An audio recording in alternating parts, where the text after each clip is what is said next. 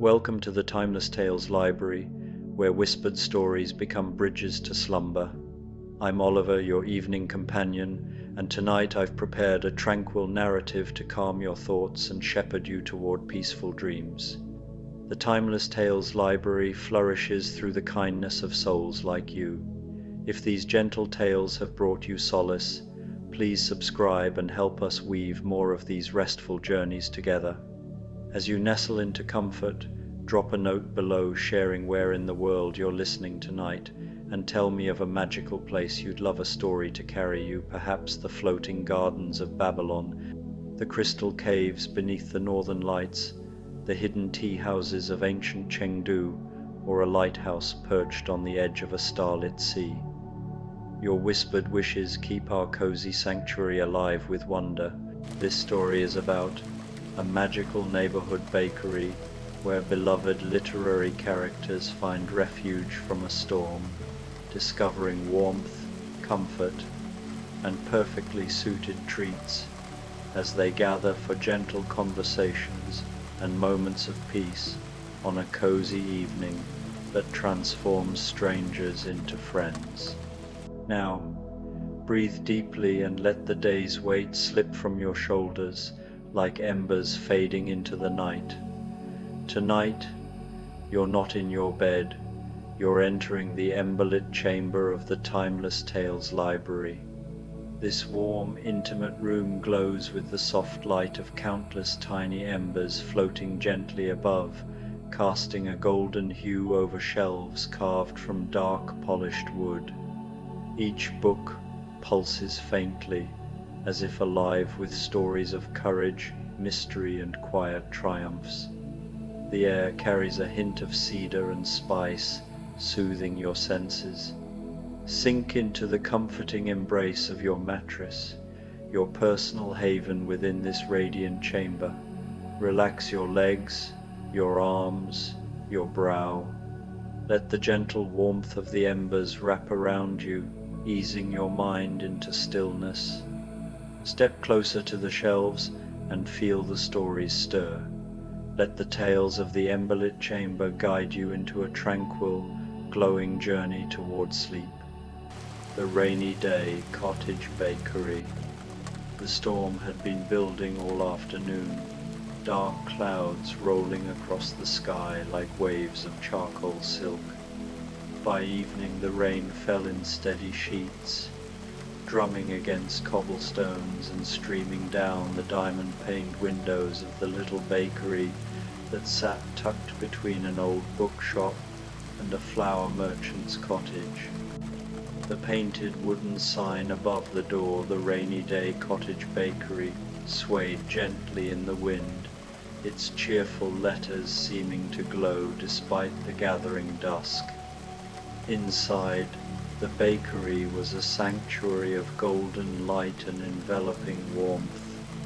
Honey-colored flames danced in the stone fireplace that dominated one wall, casting flickering shadows across shelves lined with mason jars filled with flour, sugar, and mysterious spices. The air was thick with the mingled scents of rising dough, cinnamon, vanilla, and something indefinably magical. Perhaps it was the way the aroma of fresh bread seemed to carry whispers of comfort and home. Rough-hewn wooden beams stretched across the low ceiling, hung with bundles of dried herbs and strings of paper lanterns that cast pools of amber light throughout the space. Mismatched chairs and small round tables were scattered about, each one different, some painted cottage blue, others natural wood worn smooth by countless conversations. In the corners, overstuffed armchairs upholstered in faded florals invited visitors to sink deep into their embrace. Behind the curved counter, partially obscured by steam rising from the ovens and the soft haze of flour dust, moved a figure whose face remained always just out of view. The baker worked with practiced hands, pulling loaves from stone ovens stirring great copper pots of soup and arranging delicate pastries on tiered stands. There was magic in those movements, not the flashy kind found in fairy tales, but the quiet, nurturing magic of someone who knew exactly what each visitor needed before they knew it themselves. The first knock came just as the baker was pulling a tray of cottage loaves from the main oven, small round breads shaped like tiny houses, their crusts golden brown and marked with cross-hatches that looked like shingled roofs. The door opened with a gentle chime, and a gust of rain-scented air swirled inside. "Oh my," came a voice, soft and wondering. "What a perfectly lovely place." Alice stepped inside, shaking droplets from her blue dress and smoothing her long blonde hair. She was older now than when she'd first tumbled down that famous rabbit hole, perhaps 17 or 18, but her eyes still held that particular brightness that came from having seen impossible things and found them quite natural. Her cheeks were pink from the cold rain, and she clutched a small carpet bag that suggested she'd been travelling. "Welcome, dear," called the baker's voice from behind the counter, warm as honey tea. "Come in from that dreadful storm. There's a chair by the fire with your name on it." Alice's eyes widened as she took in the bakery's cozy interior. "This is rather like the most wonderful of dreams," she murmured, gravitating toward the fireplace where the flames seemed to dance in greeting. "I was walking from the train station. I'm visiting my aunt in the next village when the storm caught me quite unprepared." "Storms have a way of bringing people where they need to be," the baker observed, appearing beside Alice's chair with a steaming mug, hot chocolate with a touch of lavender, "and I believe you might enjoy these." On the small side table appeared a plate of the most extraordinary cookies Alice had ever seen. They were shaped like playing card suits, hearts, diamonds, clubs, and spades, but instead of the traditional black and red, they were decorated with delicate icing in soft pastels, rose-pink hearts, sky-blue diamonds, sage-green clubs, and lavender spades. "How did you know?" Alice asked softly, picking up a heart-shaped cookie. The first bite revealed layers of flavor, vanilla and almond, with just a hint of something that tasted like adventure itself. "Lucky guess," the baker smiled, already fading back into the steamy warmth of the kitchen area. Alice settled deeper into her chair, listening to the rain against the windows and the soft crackle of the fire. The hot chocolate warmed her from the inside out, the lavender adding a dreamy quality that made her eyelids feel pleasantly heavy. She was just thinking how peaceful it all was when the door chimed again. This time, a young woman with dark hair and intelligent brown eyes entered, her simple brown cloak dripping with rain. She carried herself with quiet dignity despite her bedraggled state, and Alice noticed she clutched a worn leather book against her chest as if it were precious beyond measure. "I beg your pardon," the newcomer said, her voice cultured and melodious. "I don't suppose I might shelter here until the storm passes?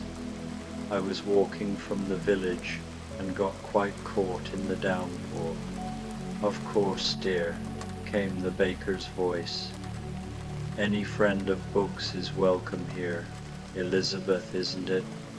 The woman Elizabeth Bennet, Alice realized with a thrill of recognition, looked startled. "How did you?"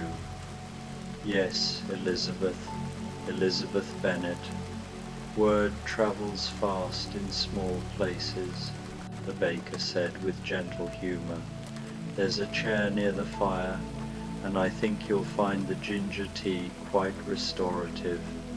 Elizabeth settled into a chair near Alice's, smoothing her damp skirts and accepting the delicate china cup that appeared as if by magic.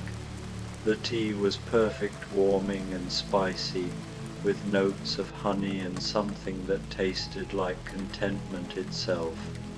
I'm Alice, Alice offered with a smile. I was just caught in the same storm. A pleasure, Elizabeth replied, and her smile was genuine and immediate. What a charming place this island, rather like stepping into a fairy tale. I was thinking the same thing, Alice agreed, though I suppose I'm rather familiar with that sensation. Before Elizabeth could ask what she meant, the baker appeared with a plate of delicate pastries that made both young women's eyes widen. They were small, cottage-shaped scones, perfectly golden, with tiny sugar-work doors and windows that gleamed in the firelight.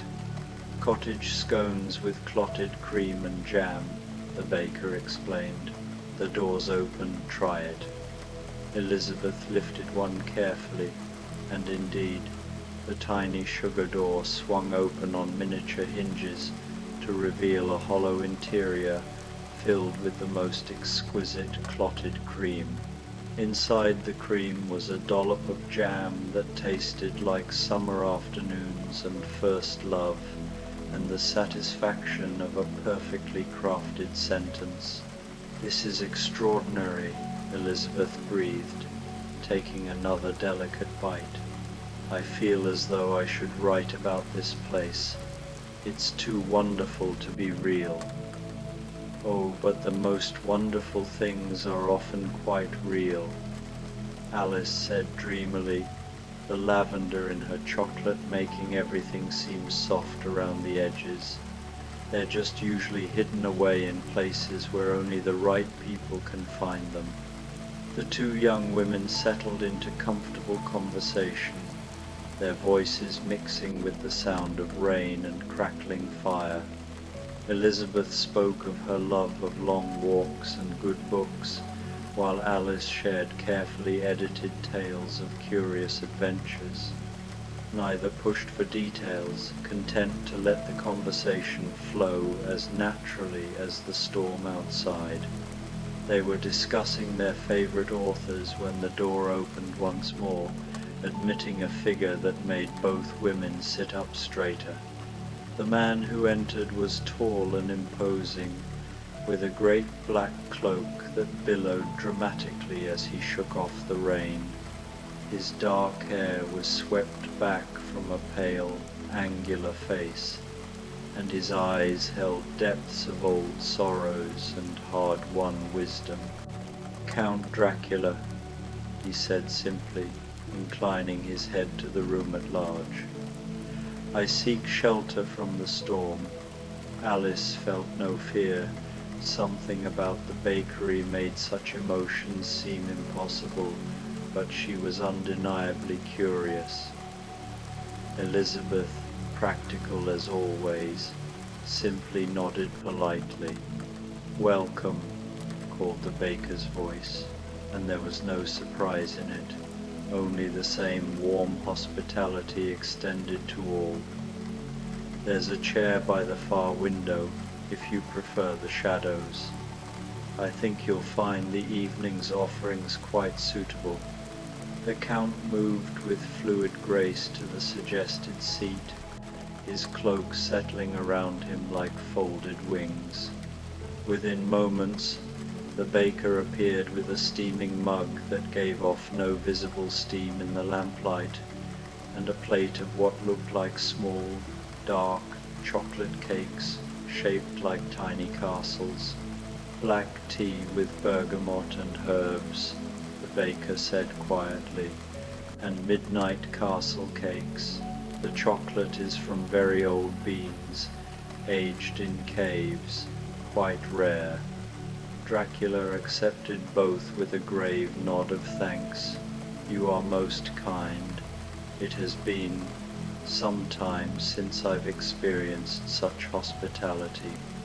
Everyone needs a warm place on a stormy night, the baker replied gently, and moved away to tend the fires. Alice watched, fascinated, as the Count carefully tasted one of the little cakes. For just a moment, his severe expression softened, and something almost like wonder crossed his features. It tastes, he said quietly, more to himself than anyone else, like moonlight and old stone, and he paused, seeming to search for words. Forgiveness. What a lovely description, Elizabeth said warmly. Food often carries memories, doesn't it? These scones taste of summer mornings and my mother's garden to me. And my cookies taste like the Queen's garden party, Alice added, but a much nicer version where everyone is invited and no one loses their head. The Count looked at them both with something approaching curiosity. You do not find my presence disturbing? Should we? Alice asked with genuine interest. You seem like a gentleman caught in a storm, same as us, and you appreciate good baking, which speaks well of your character. A sound that might have been rusty laughter escaped the Count's throat. I had not considered that perspective. Well, Elizabeth said practically, I've always found that most people are far more complex than they first appear, and anyone who describes chocolate cake as tasting like forgiveness is clearly capable of poetry. I have not written poetry in many years, Dracula mused, taking another careful bite of his cake. Perhaps that's something you might take up again, Alice suggested gently. I find that rainy evenings are perfect for new beginnings. The three settled into an oddly comfortable silence, each lost in their own thoughts while the storm continued its gentle assault on the windows. The fire crackled peacefully, and somewhere in the kitchen area they could hear the soft sounds of continued baking, the whisper of flour being sifted, the gentle thud of dough being kneaded, the musical chime of ceramic against ceramic. It was Elizabeth who broke the quiet. I wonder, she said thoughtfully, what brings us all to the same place on the same evening. Chance, Alice suggested, though her tone implied she didn't quite believe it. I do not believe in chance, Dracula said softly. I have lived too long and seen too much. There are patterns in the world, currents that draw certain souls together at certain moments. Like characters in a story, Elizabeth mused, meeting just when they need to meet. Before anyone could respond, the door opened again, this time admitting two figures together. The first was a tall, lean man with a hawkish nose and the keen, intelligent eyes of someone who noticed everything. His companion was shorter, broader, with a kind face and the bearing of a man comfortable with both adventure and domesticity. Holmes, the taller man said simply, shaking rain from his long coat. Sherlock Holmes. And this is Dr. Watson. John Watson, the doctor added with a warm smile, helping his companion out of his coat. Terribly sorry to intrude, but we were caught quite unprepared by this storm. Not at all, the baker's voice called out. There's room for all who need it. Gentlemen, there's a table by the east window that should suit you perfectly. Indeed, there was a slightly larger round table with 2 comfortable chairs, positioned to catch the best light from both the window and a nearby oil lamp. As they settled themselves, the baker appeared with a tea service that made Watson's eyes light up with recognition. "Earl Grey," Watson said appreciatively, "my favorite." "And Turkish coffee for you, Mr. Holmes," the baker added, setting down a small cup alongside a plate of intricate pastries. Detective delights, each one contains a small puzzle to solve. Holmes raised an eyebrow, intrigued despite himself.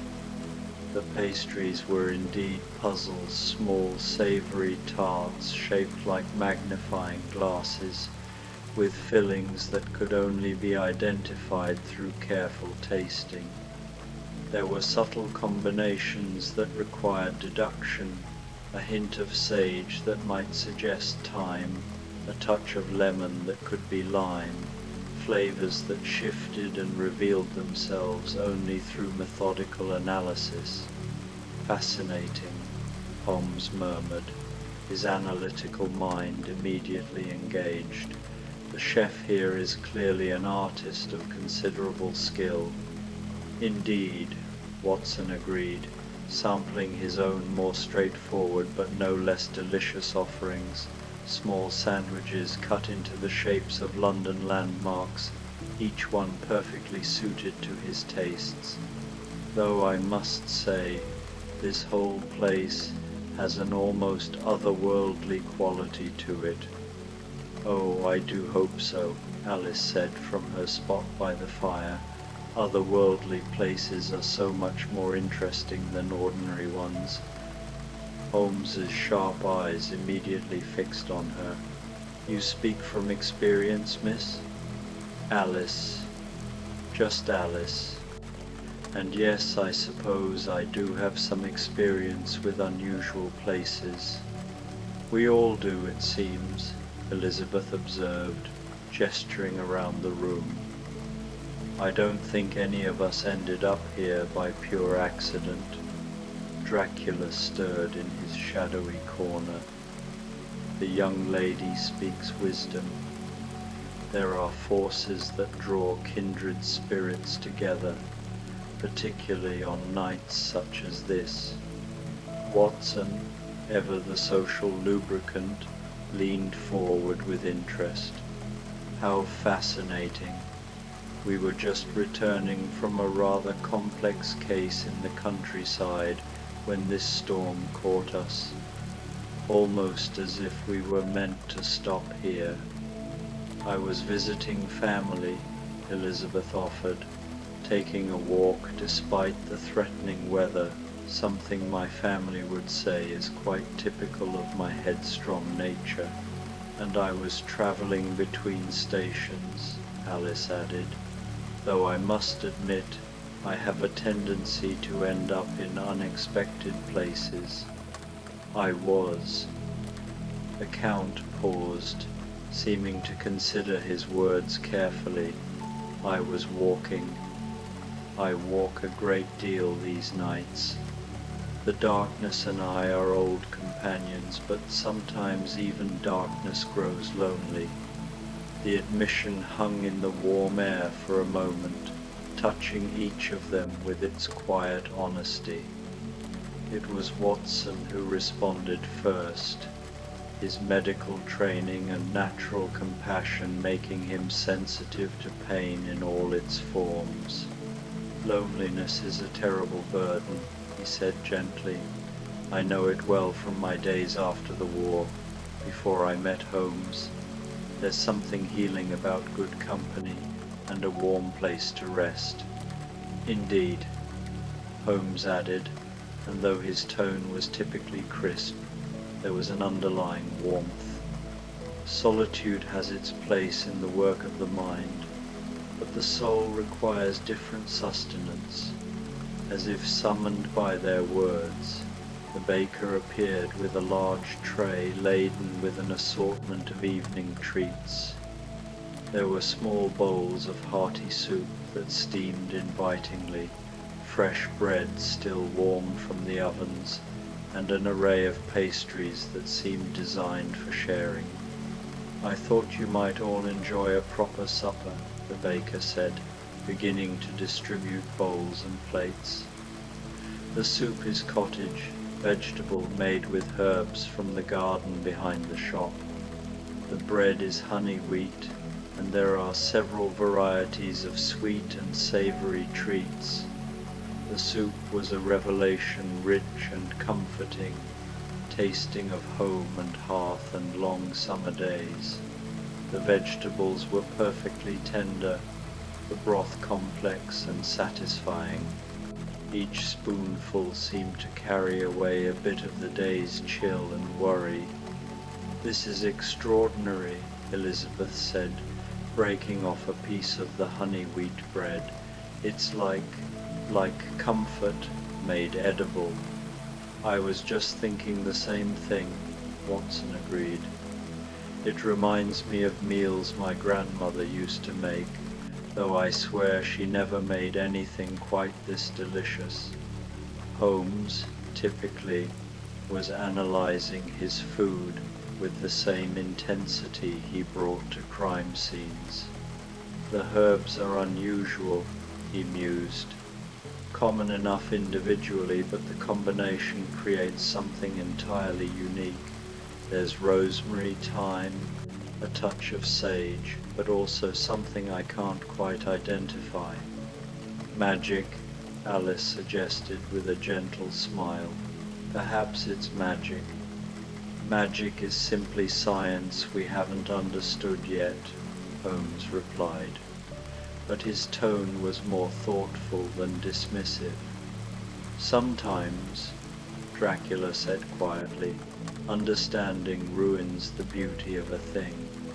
Perhaps it is enough to simply accept the gift of warmth and sustenance without dissecting its source." The words seemed to settle over the group like a gentle blanket. Outside, the storm continued, but it no longer seemed threatening. Instead, it was a companion to their evening, providing a rhythmic backdrop to their meal and conversation. As they ate, the conversation flowed as naturally as water finding its course. Elizabeth and Watson discovered a shared love of literature, discussing their favorite novels with the enthusiasm of true bibliophiles. Holmes found himself oddly charmed by Alice's matter-of-fact descriptions of impossible things, his logical mind intrigued by the puzzles she casually mentioned. Dracula listened more than he spoke, but when he did contribute, it was with insights born of centuries of observation and hard-won wisdom. "You know," Elizabeth said thoughtfully, setting down her soup spoon, "I can't remember the last time I felt so peaceful, so content to simply be where I am." "It's the place," Alice said dreamily, curled in her chair like a sleepy cat. "There's something about it that makes everything feel right. Safe." "Safe," Dracula repeated the word as if it were foreign to him. "Yes, it has been a very long time since I have felt safe." "Safety isn't just about the absence of danger," Watson observed, his medical wisdom extending beyond the physical. "It's about being accepted as you are, without judgment or fear." "Precisely," Holmes said, and there was something almost surprised in his tone, as if he'd stumbled upon an unexpected deduction. "This establishment seems to specialize in providing exactly that sort of sanctuary." As if in response to their words, the baker appeared again, this time with a selection of evening desserts, that made them all sit up with renewed interest. There were tiny fruit tarts topped with berries that gleamed like jewels, delicate cream puffs dusted with powdered sugar, and small cakes that seemed to glow with their own inner light. Twilight sweets, the baker explained with a smile that could almost be seen in the warm voice. Each one is designed to ease the transition from day to night, from wakefulness towards sleep. Alice chose a small cake that looked like it was made of compressed starlight, pale and shimmering, with a flavor that reminded her of the best dreams she'd ever had. Elizabeth selected a fruit tart that tasted of summer afternoons and the satisfaction of a good book finished. Watson opted for a cream puff that somehow captured the essence of hearth and home, while Holmes chose a geometric pastry that revealed new flavor combinations with each careful bite.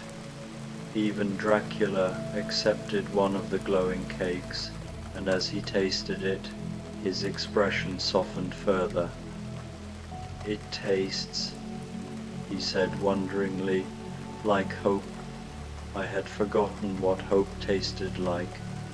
"Hope is like that," Alice said sleepily. "It hides sometimes, but it never really goes away. It just waits for the right moment to remind you it's there." The evening settled around them like a soft shawl. The storm outside began to gentle, the fierce drumming of rain softening to a whisper against the windows. Inside the bakery, the fires burned steadily. The lamps cast their warm circles of light, and 6 unlikely companions found themselves drawn into the kind of conversation that only happens when strangers become friends in the space of a single evening. Holmes found himself telling stories of his cases with less focus on the logical deductions and more on the human elements, the relief of a client cleared of suspicion, the satisfaction of justice served. Watson shared tales from his medical practice and his time in the army, speaking of healing and hope with the wisdom of someone who'd seen both the worst and best of humanity.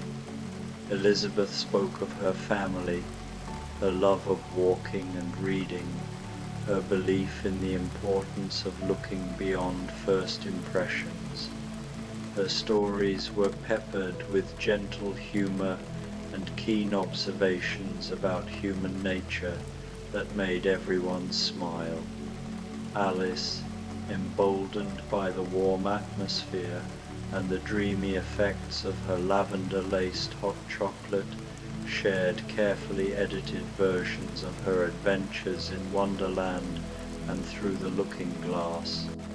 She spoke of impossible things with such natural ease that they began to seem not only possible but inevitable. And Dracula, perhaps most surprisingly, began to speak of beauty, of moonlit landscapes he'd witnessed across centuries, of art and music and literature that had moved him, of the strange gift of experiencing the world's changes across vast stretches of time. His voice, when he spoke of beautiful things, lost its darkness and took on an almost musical quality. "You're a poet," Alice said suddenly, looking at him with bright, certain eyes. "I can hear it in the way you speak about beautiful things. You should write again."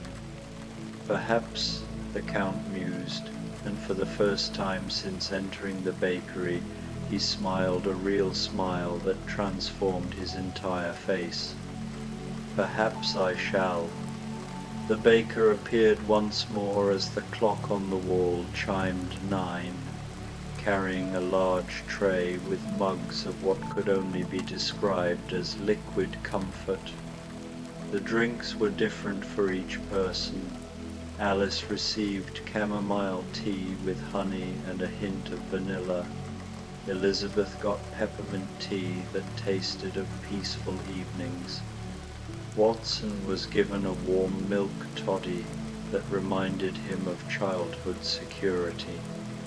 Holmes received a complex herbal blend that seemed to quiet his normally racing mind, and Dracula found himself with a cup of something dark and warming that tasted of redemption and second chances.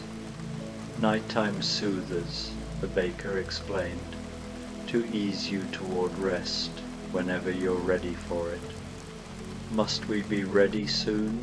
Alice asked, though her eyelids were already growing heavy. This has been such a lovely evening. The storm is passing, the baker said gently, but you're all welcome to stay as long as you need. There are comfortable chairs, soft blankets, and plenty of books if anyone feels like reading quietly. Indeed, the rain outside had softened to the gentlest patter, and through the windows they could see the first stars beginning to peek through the breaking clouds. The world outside looked washed clean and peaceful, ready for a quiet night. I don't think I've ever felt quite so content, Elizabeth murmured, settling deeper into her chair with her peppermint tea, as if all the restlessness I usually carry has simply melted away. It's the company, Watson said warmly. Good company is the finest medicine for a troubled spirit. And good food, Holmes added, though his usual sharpness had been replaced by something gentler, and shelter from storms, both literal and metaphorical. And stories, Alice said dreamily. Everyone needs stories. And second chances, Dracula added quietly, even when you think you no longer deserve them. The fire crackled peacefully, and somewhere in the kitchen they could hear the soft sounds of the baker cleaning up, the gentle clink of dishes, the whisper of towels on counters, the domestic music of a day's work coming to its end. One by one they found themselves settling deeper into their chairs, the warm drinks and the day's emotions combining to create a drowsy contentment. Elizabeth pulled a soft throw around her shoulders and picked up a book from the small table beside her chair. It appeared to be a collection of peaceful poetry. Holmes accepted a similar blanket and found himself with a volume of classical music compositions, which he perused with sleepy interest. Watson simply closed his eyes and listened to the gentle sounds of the dying storm. Alice discovered that her chair transformed into something remarkably like a bed when she curled up in it, complete with pillows that smelled of lavender and fresh air. The Count found that his corner had been equipped with a comfortable chaise lounge and heavy curtains that could block out any unwanted light, along with a small shelf of books on art and beauty. "How did you know?" Alice murmured to the baker, who was moving quietly around the room, adjusting pillows and adding fresh logs to the fire. "Know what, dear?" "Exactly what each of us needed. The right food, the right drinks, the right places to rest." The baker paused, and though the figure remained shadowy and indistinct, there was a smile in the voice. "Oh, that's not hard at all. Everyone needs the same things, really: warmth, comfort, acceptance, and a safe place to rest. The details may vary, but the heart of it is always the same." "What about you?" Elizabeth asked sleepily. "Don't you need rest?" "Oh, I rest," the baker chuckled, "but differently than most. I rest by providing what others need. There's great peace in that, you know, in being useful, in making others comfortable. It's its own form of sleep." Outside, the last of the storm clouds were drifting away, leaving behind a sky full of stars and a gentle night breeze that whispered through the trees. Inside the bakery, 6 travelers from different worlds and different stories had found exactly what they needed, not just shelter from the storm, but something deeper and more lasting. Holmes was the first to drift toward true sleep, his analytical mind finally quiet, his breathing deep and even.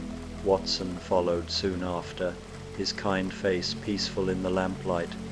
Elizabeth marked her place in her book and let her eyes close, a small smile on her lips, as if she were dreaming of pleasant things even before sleep truly claimed her.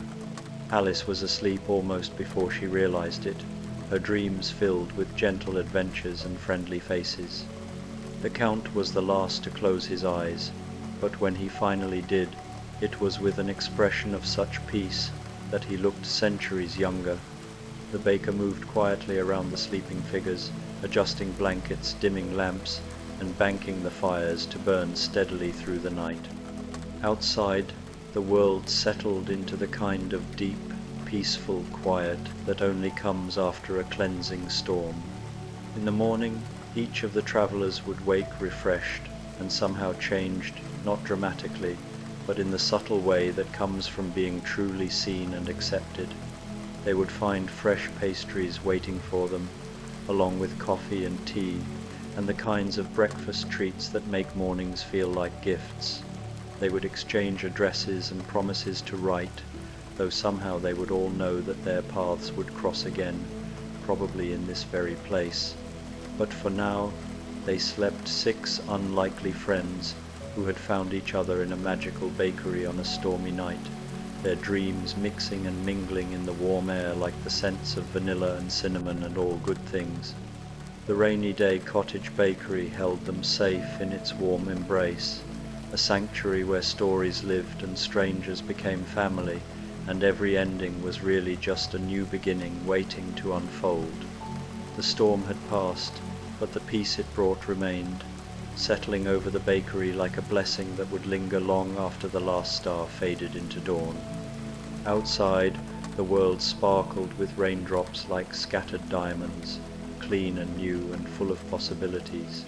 Inside, 6 dreamers slept on, held safe by the kind of magic that exists wherever people gather with open hearts and discover that home isn't always a place. Sometimes it's simply wherever you find yourself truly welcome. And in the kitchen, barely visible in the dying firelight, the baker smiled and continued the quiet work that never truly ends, the ancient, essential task of nurturing souls and creating comfort, one perfect pastry at a time.